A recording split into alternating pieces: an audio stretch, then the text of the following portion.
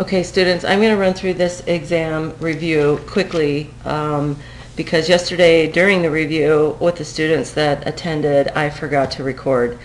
And I have very little battery left on my computer, and my power cord is at the college and I'm at home. And I have to record this, I have to download it, and then I have to post it to Moodle before my battery dies. So it's going to be kind of quick. And thank goodness that I believe these chapters are pretty easy to understand. There's no real technical, difficult stuff. There's a few areas, but I will run through each chapter. I will run through it quickly, and then I think you guys will do well. Okay, so chapter 26, we start. This is the care of the baby in the first 4 hours of life. So the first thing that happens is your baby is delivered, and we need to quickly assess our baby's condition. And that quick assessment is our baby crying, is our baby pink, and does our baby have good tone? Okay, so those are the real quick things you're going to look at. If your baby is pink, crying with good tone, your baby will go straight to mom's chest. You will vigorously dry the baby. That's a dual purpose. You're drying the baby so that we're not losing evaporative heat from a wet baby. And then you're stimulating the baby to start crying and breathing well, okay? If you do not have those things, you go straight to the warmer with the baby, and you position the baby on his or her back, and you open the airway by just slightly extending the neck, and continue to stimulate and see if your baby cries and pinks up, okay? If that does not occur, then you assess whether your baby is breathing. And if your baby is gasping or not breathing, you're going to immediately apply positive pressure ventilation with a bag mask, okay? And that's where we talked about our PIP and our PEEP settings. So your PIP is your peak inspiratory pressure. That's the pressure when the air goes into the lungs, okay? That's for babies being given positive pressure ventilation. That's for adults who are breathing on their own. We all have a PIP, okay? That's set at 20 millimeters of mercury for most babies, okay? And then we set our PEEP, which is our peak expiratory end pressure, and that's usually set about 5 millimeters of mercury. That is the pressure left in everyone's lungs after they exhale, okay? So if you exhale and there's not that pressure in your lungs, your alveoli collapse, okay, and then you can't breathe. So we want to make sure that our babies have a PIP and a PEEP that's at the appropriate settings. Anyways, so 90% of your babies born will not need any type of respiration, resuscitation.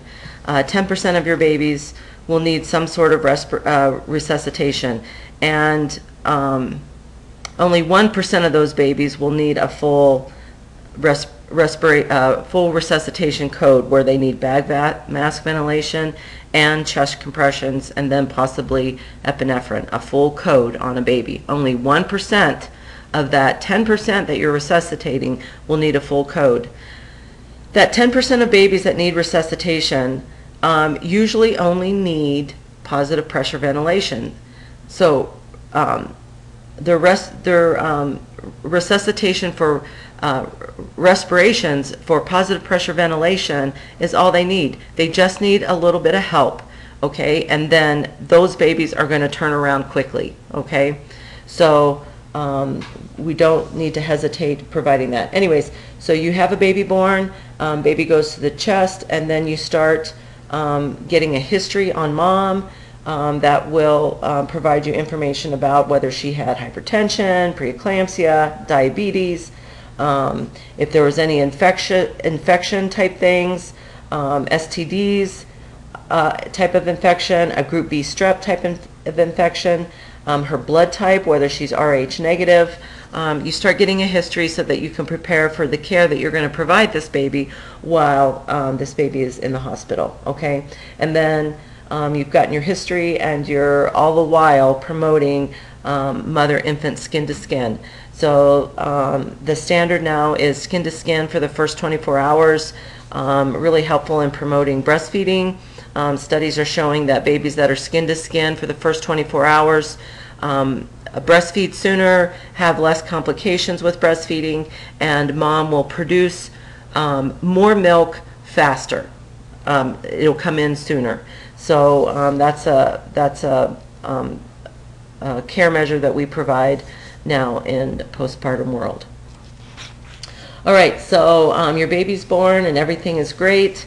You're going to check baby's vital signs and color and all those kind of things every 30 minutes for times 4 or for 2 hours.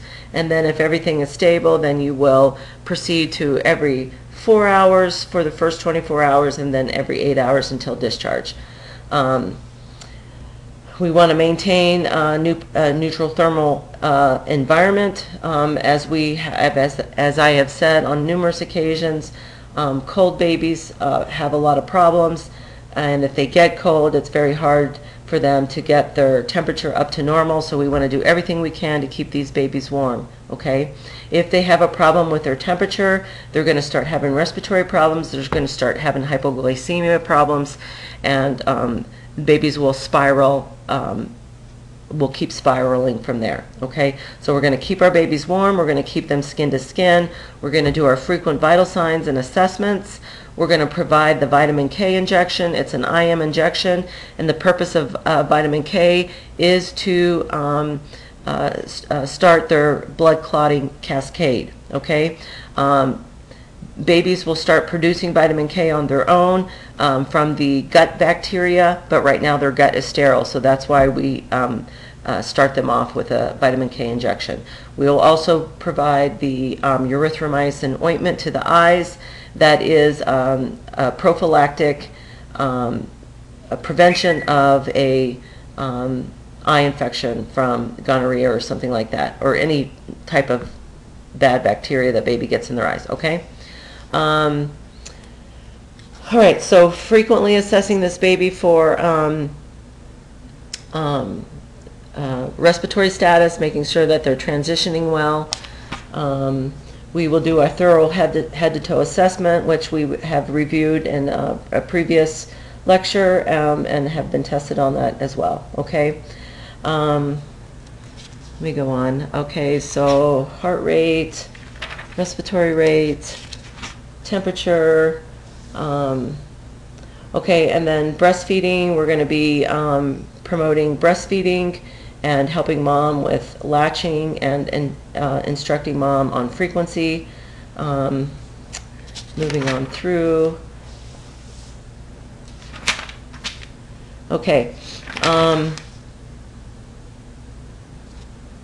Now for the umbilical cord, in this area for both hospitals, babies' cords are clamped for 24 hours. We use the air dry method of caring for that cord. We do not put anything on the cord, okay? Some places will use that triple dye. It turns the umbilical stump purple or black. We don't use that here. You will see in some references that you can put alcohol on the cord. That is going out of style. They're finding that parents who apply that can over-apply it and actually keep the cord moist and then cause infection. So absolutely nothing to the cord, okay? Let it air dry. And then in about 7 to 10 days, that cord will fall off.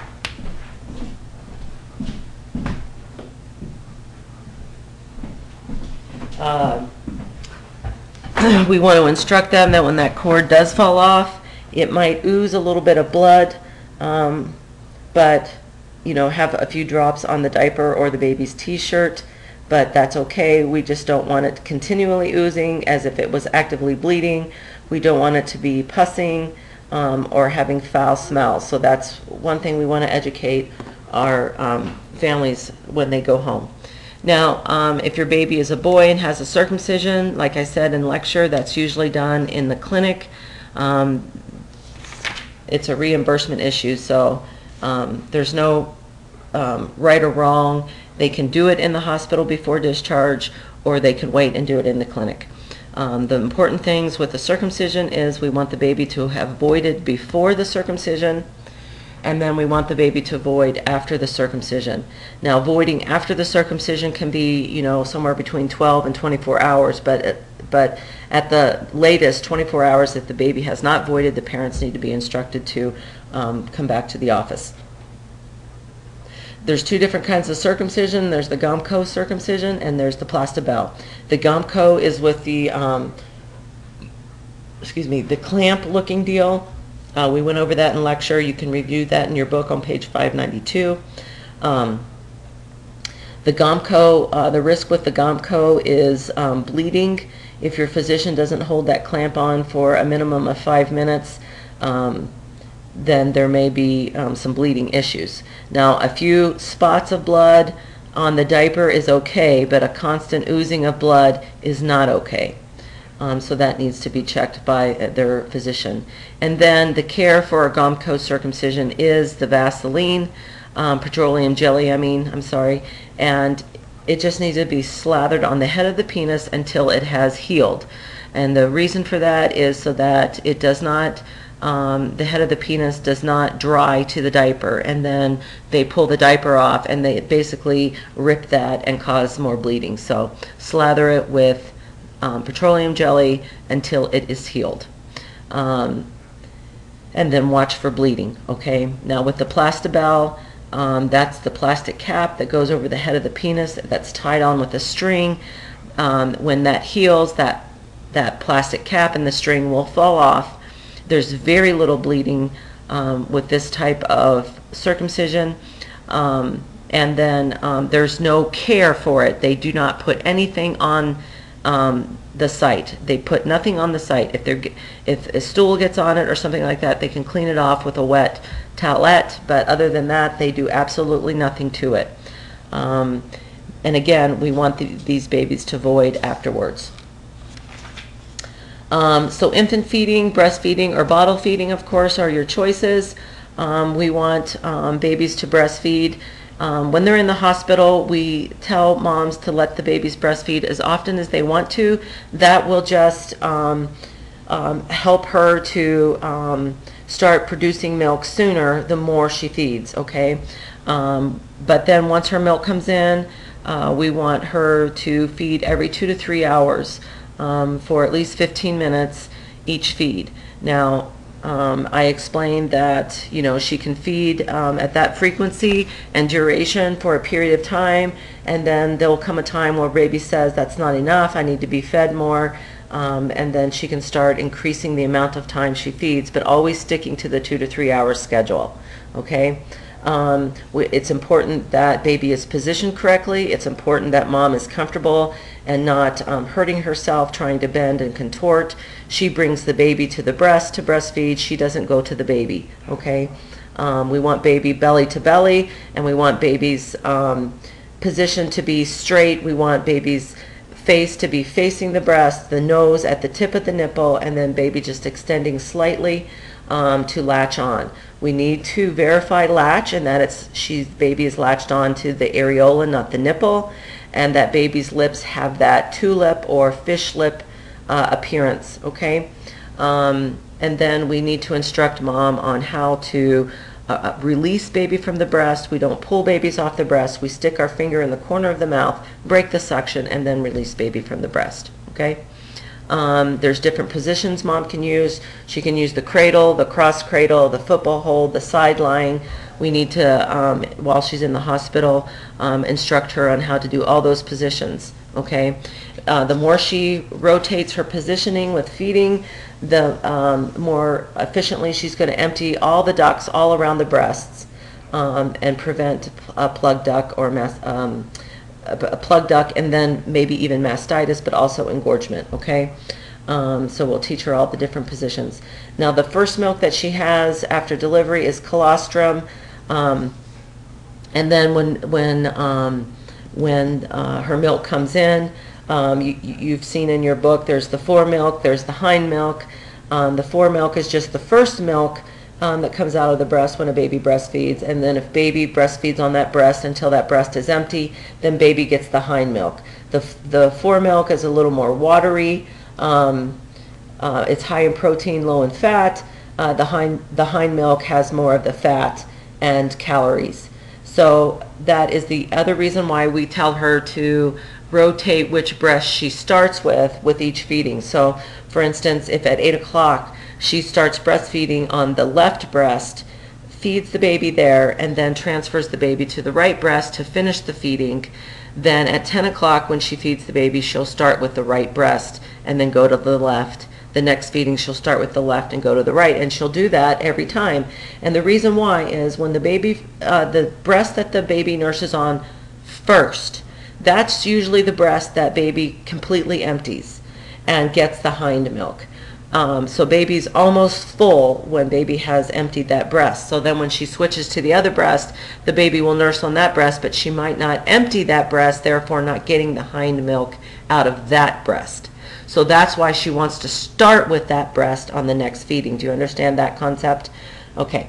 So we listed all the nutritional advantages for baby for breastfeeding, all the immunological advantages, and all the lifelong benefits a person may have if they were breastfed. Okay, so you can review those from the PowerPoints.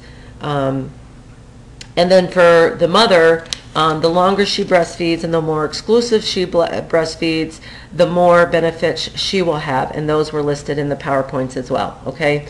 And then for both of them, you know, it does promote attachment and all that kind of stuff, okay? But if a mom wants to breastfeed, she can have a healthy baby. She can have a healthy attachment with her baby if she does not breastfeed, okay? But it is better if she does breastfeed, okay? So we're not going to kick that dead horse.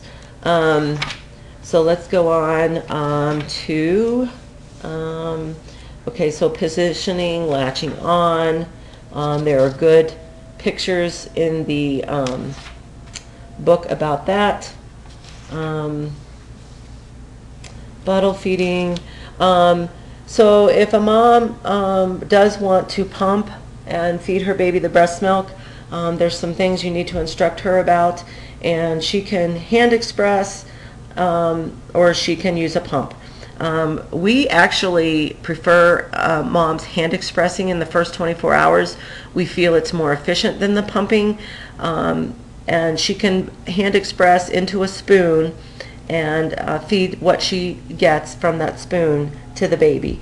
That helps, the studies are showing that helps her breast milk come in quicker and in larger volumes if she hand express. But once breastfeeding has been established, her milk is in, and she wants to start storing milk for future use, then the pump is the more efficient option. There are all kinds of pumps on the market, cheap ones, expensive ones, hand-operated pumps, battery-operated pumps, or electrical pumps. I tell my patients, if you can afford it, buy the biggest wazoo one you can get. There's single breast pumps and double breast pumps.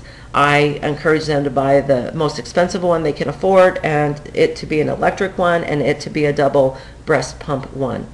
I'm going to put you on hold here real quick. Okay, pumping. Okay, back to my thought. Okay, so if they start pumping, they need to, I encourage them to pump like 4 times a day and start collecting milk, and to pump after a breastfeeding. If they pump with every breastfeeding, then their breasts are really going to produce a lot of milk, and they're going to need to continue to follow that schedule of breastfeeding and pumping with every feeding, or they're going to start getting engorged. So I just tell them 4 times a day, maybe. You know, maybe start out once a day for a couple days, twice a day for a couple days, a gradual thing, and then not to overwhelm their body. And then, so they store their breast milk in these really fancy little Ziploc breast milk storage bags, and they date them and time them, and then when they use them, they use the oldest one. Okay, so I said in lecture, so if they store it in the fridge, it's good for 24 hours. If they store it in a freezer that freezes their ice cream soft, 30 days. If they store it in a freezer that freezes their breast milk, or I'm sorry, their ice cream hard, then up to 3 months, a deep freeze up to 6 months, and then a commercial freezer up to a year. To thaw their breast milk, you know, they can thaw it in the fridge, and then they need to warm it, but they can thaw it on the counter and let it just go by room temperature, or they can put it in a cup of hot tap water. They cannot boil it, and they cannot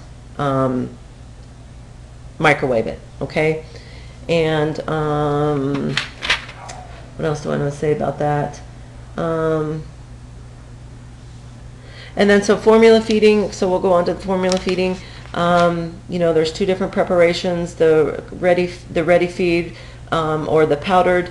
You know, it's their choice, whichever one they want to use. And that's really all I'm going to say about that.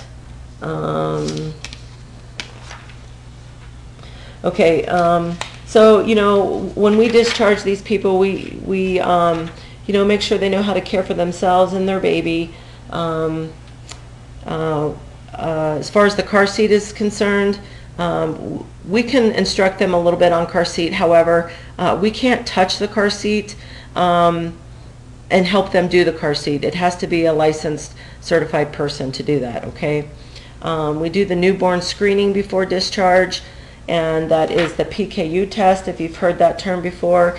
It is a test, a state test, that we get blood samples from baby on all babies, and they test for a lot of congenital anomalies in babies, from cystic fibrosis to PKU, phenylketonuria, sickle cell disease, hypothyroid disease, all kinds of diseases. Each state actually has their own congenital anomalies they test for, so depending on what state you work for, you can you know, find out what their tests include. We do a hepatitis B vaccination before discharge. If parents want it, they have to sign consent for it, and or they can just start those vaccinations with their pediatrician, okay? So that's all I'm going to cover there. Now we're going to move on to chapter 27, newborn at risk, conditions present at birth. This is where we talk about LGA, SGA, IUGR babies, and I've talked about those before, but the LGA baby is the large for gestational age, so they're 39 weeks. You plot their weight on that graph, and there's a copy of that graph somewhere. Let me find it here real quick. Darn it. Anyways, you've seen that graph. I can't find it in chapter 27. That's shocking. Anyways, it's a weight to gestational age graph. You plot their weight in grams on that graph, and if their weight falls above the 90th percentile, they are large for gestational age. If their weight plots below the 10th percentile, then they are small for gestational age. And as I've said before, both of these babies are at risk for hypoglycemia, okay? Just like the baby of the diabetic mother, okay? The large gestational age, pretty similar to the diabetic baby, is this baby is getting lots of glucose. This baby is beefing up, putting on weight, so they're large. Now that cord is cut and that sugar supply is cut off, so their insulin production is used to responding to a large blood glucose, and so it stores all that blood glucose, and so now they're hypoglycemic. Okay, the small for gestational age, they just don't have appropriate levels of blood glucose. Okay, the liver stores glucose in the form of glucagon, and they don't have a lot of stores. Okay, so when they're born, they use those stores up quickly, and then their blood sugar drops. Okay, these babies also are at risk for hypothermia issues as well. Okay, your IUGR babies, that's intrauterine growth restriction. So there is some sort of placenta problem where these babies are not getting nutrition and they're not growing as they should. When we talk about intrauterine growth restriction, there is the symmetrical intrauterine growth and there is the asymmetrical. Okay, now you would think that you would want a symmetrical. Symmetrical is a better word. We like things on the body to be symmetrical. However, when we talk about intrauterine growth restriction, symmetrical is the worst type. Okay, so what that means is the insult started very early in the pregnancy, so baby's growth and development very early in pregnancy has been compromised. Okay, so that is a symmetrical growth restriction. If it's asymmetrical, then pregnancy has grown. A baby has grown and developed through the first trimester and into the second trimester. Whenever the insult occurred, baby has already grown and developed normally, and now this insult occurs, and now growth and development have been hindered, but the thing you see is the brain has been developed normally, and so we've got this big head and this small body that's not proportional, so it's asymmetric, and so that's the baby we prefer to have because we know we have a more mature brain. Okay, there's several reasons there that you can anticipate an intrauterine growth restriction. There's maternal factors, maternal disease, environmental factors, exposures, placental factors, something's wrong with the placenta, okay, and fetal factors. So the baby has a congenital infection or congenital malformation or congenital anomalies that prevent it from growing and maturing appropriately. Okay, so these intrauterine growth and small for gestational age, you can detect these early in pregnancy and anticipate and prepare for a baby who may be compromised. Plus, this woman is probably going to get serial non-stress tests. That means she may be coming in weekly and having non-stress tests done. And if she passes those non-stress tests, then she goes home and then comes back again next week. If she does not pass those non-stress tests, then we proceed to the biophysical profile. Okay, and depending on whether she passes that or not, you know, she may go home or she may be admitted for continuous surveillance. Okay, but anyways, with these babies, hold on. I'm going to put you on hold for a minute.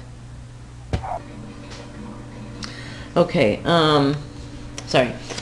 Let's see. Okay, so with these babies, IUGR and even SGA, you're going to want to be watch these babies for hypothermia, hypoglycemia, and it also says in your book aspiration syndrome. So IUGR babies that are born are probably, and SGA babies, depending, they may have had some trouble in utero, so they may be hypoxic before they're even delivered. Okay, so if they're hypoxic before delivery and they're born, they may still have some residual problems, therefore they may have some respiratory problems, and if they have respiratory problems, they're at increased risk for aspiration. So if you have a baby who has a respiratory problem, they're trying to oxygenate, they're breathing very fast to get oxygen in, they may be grunting, flaring, retracting, because they're working very hard to get oxygen,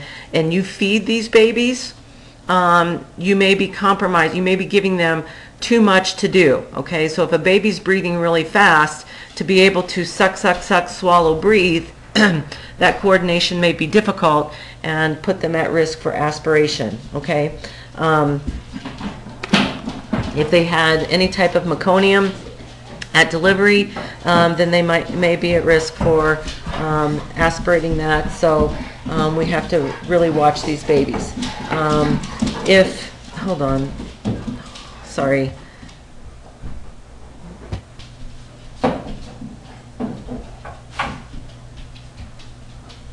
Okay. So if you have an IUGR baby, you may very well have a baby who has some sort of congenital anomaly. They may be struggling with an infection, and you really need to be prepared for these babies, especially if they have infection, because you could have a baby that has an infection that is born and that does just fine, has a normal newborn course for an hour, 2 hours, even 4 hours. But when this infection starts overwhelming them, then they get sick fast. Okay, so you need to be very aware of your history, and you need to always be assessing these babies at the intervals that you should be doing it, to watch to make sure that they don't start developing signs. And if they do develop signs, you need to get them to the NICU quickly. Now, your large gestational age babies, just like your infants of diabetic mothers, we talked about this, lots of sugar in utero, the sugar stops, the insulin, they continue to produce, and now they drop their blood sugar. Okay, so we need to watch these babies. So all these babies will be put on a blood sugar protocol. That's where they will have blood sugar. We will test their blood sugar before every feeds for 24 hours. Okay. So your large or your IDM babies, hypoglycemia, hyperbilirubinemia is a risk for these babies because they're large. They may have had a birth trauma, okay? If they have a birth trauma and bruising, then that just adds to their hemolysis and increases their jaundice, and then we need to watch them for bilirubin levels, okay?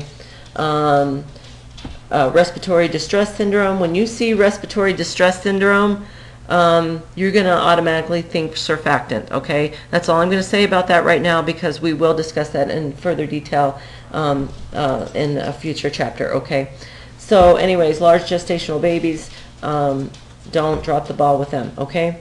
Your post-term babies, these are your babies that may have started losing weight in utero, because if they're post-term, there's a point at which their placenta starts deteriorating, and then exchange of oxygen and nutrients is diminished, and then so these babies will actually lose weight, and then they have the hypothermia, hypoglycemia issues that all these other babies have, okay?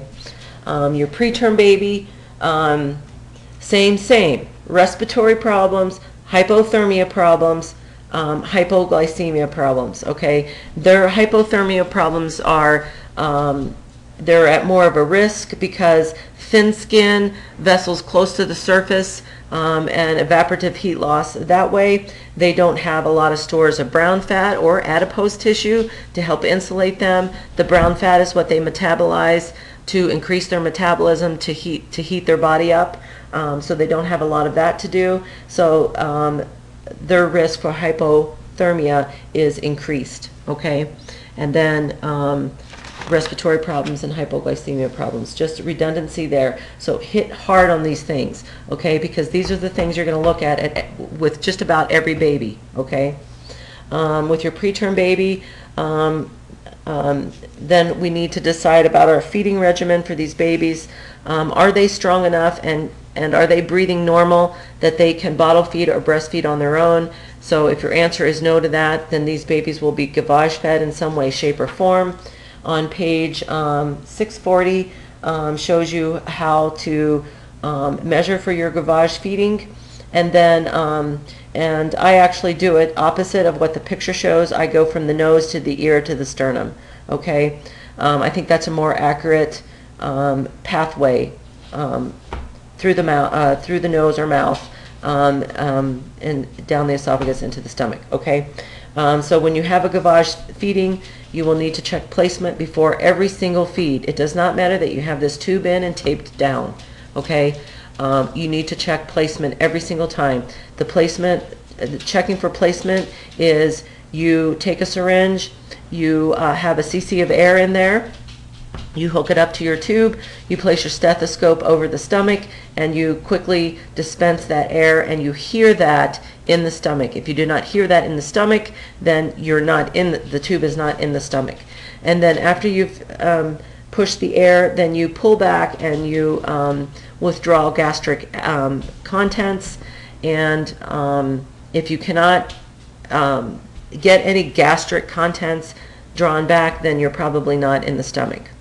Now, depending on how much you pull back from the stomach, depends on how much you're able to feed or maybe even not feed, okay? So if 2 or 3 hours ago you fed 10 cc's to your baby and you pull back 8 cc's, you will not add 2 cc's to that and make another 10 and give it back to the baby. The baby is not processing the feeding, okay? So we need to call our doctor and maybe hold some feedings, maybe assess the baby's bowel and make sure baby's not having a problem there, okay? So this baby is in the NICU if it's being gavage fed. It's not in the newborn nursery, and they have very stringent management protocols, okay? The other thing I want to hit home with babies, especially premature babies, but this is also can be applied to any baby that is getting oxygen, is you want to be careful with the amount of oxygen you're given. So if you're giving baby oxygen, they are on a pulse oximetry, and we want to keep a baby's oxygenation status between 90 and 95. If we give babies more than 95% oxygen saturations, then we are putting these babies at risk for oxygen toxicity, okay? And they can, if this baby is premature, we can have retinopathy of prematurity. We can damage the eyes, irreparable damage, okay? Bronchopulmonary dysplasia, or pulmonary hypertension. We can cause baby, or we can further complicate babies' transition from fetal circulation to newborn circulation, and keep them in a persistent fetal circulation state where those ducts do not close, okay? So we've got to watch our oxygenation. Anyways, the other thing is oxygen toxicity can affect premature babies' cerebral, delicate cerebral vasculature, and we could cause a cerebral bleed. Okay, these babies are already at risk for cerebral bleeds, so we just got to be very careful, and that's why these babies are in the NICU. Okay. So anyways, if you do have a baby in the NICU, we need to do everything we can to promote parent-infant bonding, depending on baby status, okay? All right. So babies born with congenital anomalies, starting on page 649, congenital hydrocephalus, that is fluid on the brain. So their brain will continue to swell depending on the amount of fluid that continues to accumulate in their brain. We can assess for this by palpating their fontanelles. So if they're accumulating a lot of fluid in their brain, then the fontanelles will be puffy and enlarged. They will not be flat. Okay, and then their sutures will start, as that fluid starts accumulating. Their sutures may start widening. Their skull may be expanding to accommodate the increase in volume in their brain. So your sutures will be widening, okay? And then these babies, we will be doing serial head circumferences. And so your baby's born, let's say at 34, their head circumference is 34 centimeters, and then you measure it 4 or 6 hours later, and it's 35, and then 36. As the fluid accumulates, their skull will separate and their circumference measurements will increase. Okay, and these babies will need some sort of shunt. Okay, and of course they will be in the NICU. Choanal atresia is a blockage in the posterior pharynx. Babies are nose breathers, so they will be cyanotic at rest when they're breathing through their nose, and when they're screaming and crying, they will pink up. That's one assessment indicator. If you still had questions beyond that, you try to pass the tube through their nose, and you will not be able to pass the tube. They have a blockage. Okay. Cleft lip and palate. There's different degrees. It could just be the lip. It could be a bilateral lip. It could extend up into the nares. It can be just a soft palate cleft, or it can be a soft, hard palate cleft and extend through their palate all the way into their nasal cavity. Okay, so feeding is an issue with these babies, and they will be NICU babies. There is a special cleft palate team. They have special nipples for these babies. These babies may need to be tube fed. There's a whole special feeding protocol for these babies until they are repaired. The problem, depending on the degree of the cleft, is it's a suction problem. You know, they can't create suction because of the big old gaping hole. Okay, so there's those babies. Transesophageal fistula and atresia. Okay, so it doesn't say atresia in the book, but I want you to know atresia. Okay, so you see the picture on page 650. Okay, you see the esophagus and how the esophagus stops forming. It doesn't form into the stomach. That's an atresia. So any type of tube in the body that doesn't complete its development and it stops developing is called an atresia. The fistula is when a tube in the body has an abnormal communication with another part of the body. Okay, so you see from the picture on 650, the esophagus that's coming up from the stomach has this little communication into the trachea. That's the fistula. Now, the tracheoesophageal fistulas and atresias, there's like several different configurations of that, how that can be. Okay, so basically the baby with the atresia, where there's not a communication, the esophagus has not developed all the way to the stomach, so you feed this baby, those feedings start collecting in the esophagus until the point where you filled up the esophagus, and now baby's regurgitating and aspirating into the lung. Okay, with the fistulas, so the gastric aspirate is being aspirated into the trachea. Okay, so this is a surgical repair. Sometimes, you know, if they've got an esophageal atresia, this repair can take place over months and months and months. So there's not enough tissue to connect the esophagus to the stomach. So they have to weight that esophagus. They have to put in a wire mesh to help it grow, and then they go in again, and then they put more weight, and then they put more wire mesh until they have grown that esophagus long enough to connect it to the stomach. The fistulas, you know, they just disconnect that communication. Okay, but for these babies, they will need a gastric tube to be fed. Okay, you know, I did mention that they could be TPN, but TPN is not something that we want these babies on for months and months and months if we can avoid it. So that's why we put them, give them a gastric tube. Okay, diaphragmatic hernia. There is a defect in the diaphragm, and bowel contents are able to come up into the lung. Now, this usually occurs on the this usually occurs on the left side of the lung, because for it to occur on the right side of the lung, it has to somehow get past the liver, because the liver's on the right side of the body. So usually that is a blockage.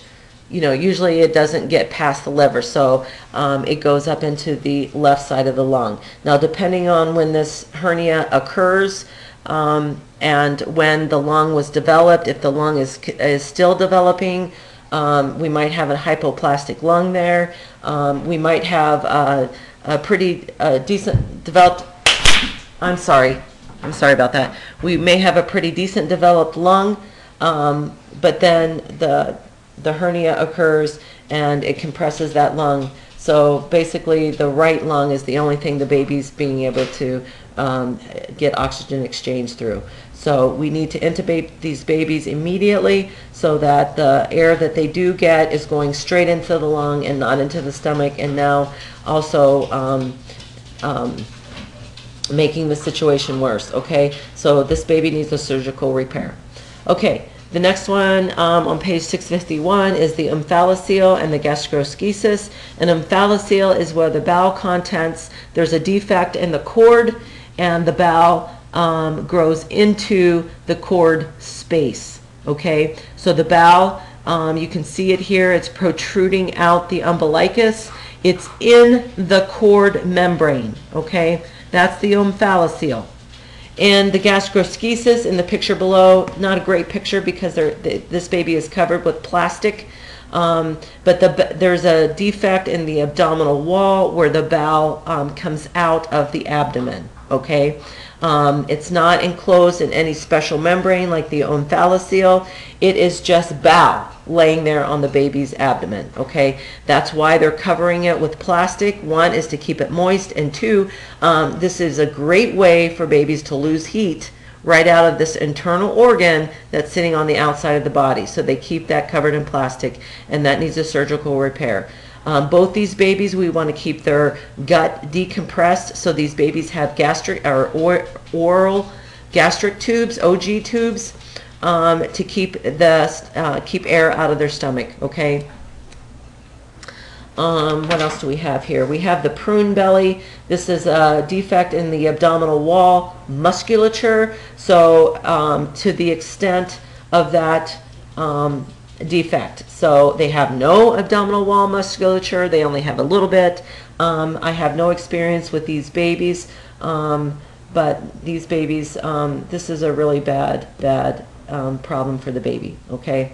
Myelomeningocele, you can have from the PowerPoints, you can see you can have a little tuft of hair. You can have maybe even, I didn't show you a picture of this, but a little dimple, just an opening, okay? Or you can have a sac protruding, and if that sac is just spinal fluid, it's a meningocele. If that sac contains spinal cord, it's a myelomeningocele, okay? These are your spina bifida kids, okay? So when you're doing your head-to-toe assessment initially on the baby, you need to flip that baby over and inspect the baby's spine and inspect that lower lumbar area to see if you have a dimple, if you have a tuft of hair, or if you have an opening, a cyst. We need to determine what we have there. And then the next thing down there is imperforate anus. That is a baby born without an anus. Okay, so they do have a rectum. It does, and what happens is we have a fistula, so that it is communicating with, if it's a girl, the vagina, or the bladder, or into the abdomen, okay? So we need to check to make sure we have a perforate anus, okay? All right. Okay, so we kind of, now we're moving on to the substance abuse, fetal alcohol syndrome baby. So your babies who have been exposed to alcohol throughout pregnancy, depending on when that started. So a lot of times the woman gets pregnant, you know, and she drinks and she doesn't know she's pregnant. So hopefully we can find out she's pregnant and stop her drinking right away. and then maybe we don't stop her drinking, and even though she knows, okay? So these babies are born with fetal alcohol syndrome, so they could have structural development anomalies. They can have CNS problems. These babies usually have some sort of mental retardation. They have growth problems. They have a unique facial structure when you see these babies. So you can read there on page 653 some of those appearances. And then, you know, they can have, you know, organ problems. They can have congenital heart, liver, you know, kidney, all kinds of problems, okay? So there's information about that. Okay, your drug dependency babies. So these babies are, the mom is using some kind of drug, whether it's tobacco, over-the-counter narcotics, or illegal drugs. Okay, so then your babies are born with so many problems. So if they are able to make it to term, or even a preterm, viable preterm, you know, they have been have had an asphyxiation from the time of drug use until delivery. High risk for intrauterine infection. These are your low birth weight SGA IUGR babies. Okay, so now they're born, and now you have an addicted baby born. So they have respiratory problems. They're going to have jaundice problems. Whatever kind of congenital anomalies they were born with, they're going to have those problems. Growth restriction problems. And then they're going to go through withdrawal, and this can be absolutely devastating to a baby. Withdrawal symptoms. These are NICU babies. These babies are put on, usually put on morphine, and then they're maintained on morphine until they can start weaning. It is a super, super long process. These babies are in NICU for weeks, okay? So there's that about those babies. Moving on, okay, so your tobacco babies. So intrauterine growth restriction, intrauterine asphyxia, because smoking is going to do to the placenta what it does to an adult, a person's vasculature, constriction. Okay, so we're going to have uteroplacental insufficiency. We're going to have an SGA or IUGR baby. If they make it to term, they usually go preterm, and then you have an irritable withdrawing baby. And there's really no treatment for these babies like there is for the NAS, neonatal abstinence babies. Sometimes these smoking moms breastfeed, and so their babies are getting small amounts of nicotine through the breast milk. But these babies will be fussy, you know, in between breastfeeding times. And then if this mother is bottle feeding, then she's going to have a really irritable baby until baby has withdrawn from nicotine. Okay. I think we talked about congenital heart disease in babies for the last exam, okay? But on a heart baby, you'll have a baby who you can't oxygenate, okay? If we have a severe heart defect, you can't oxygenate this baby. You've got 100% oxygen, and you can't get the baby's saturations up above 90, okay? So these are NICU babies, and there's not going to be really anything on the exam about specific heart problems, okay? Chapter 28, is that one of our chapters? 26, 27, 28. Hold on, I need to figure out what chapters I'm reviewing.